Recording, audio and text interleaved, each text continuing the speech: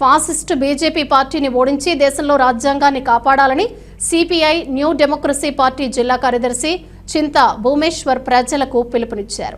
శుక్రవారం సిద్దిపేట ప్రెస్ క్లబ్లో CPI new democracy party ఆధ్వర్యంలో పార్లమెంట్ ఎన్నికల్లో భాజపా పార్టీని ఓడించి ప్రజాస్వామ్యాన్ని కాపాడాలని రౌండ్ టేబుల్ సమావేశం నిర్వహించారు.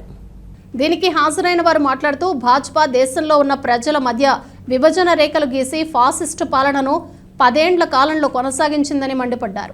దేశంలో అనేక అల్లర్లకు మత గొడవలకు కారణమైందని, ప్రజాస్వామ్య లౌకిక విలువలను పాతరేసి ఫక్తు మతోన్మాద విధానాలను అవలంబించిందని ఆరోపించారు.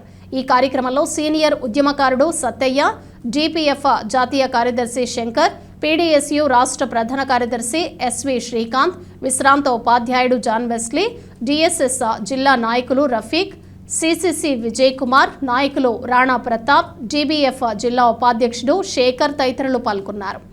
అనేటువంటి ఒక నినాదాన్ని తీసుకొస్తున్నారు. ఇది చాలా దుర్మార్గమైనటువంటి పరిపాలనా విధానం. కనుక దీన్ని మేము ఖండిస్తూ ఉన్నాం.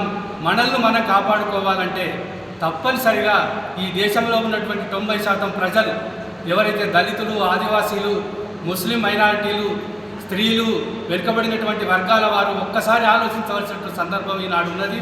మనల్ని మనం గెలిపించుకోవాలంటే బీజేపీని తప్పనిసరిగా ఓడించాలని ఈ సందర్భంగా తెలియజేస్తారు.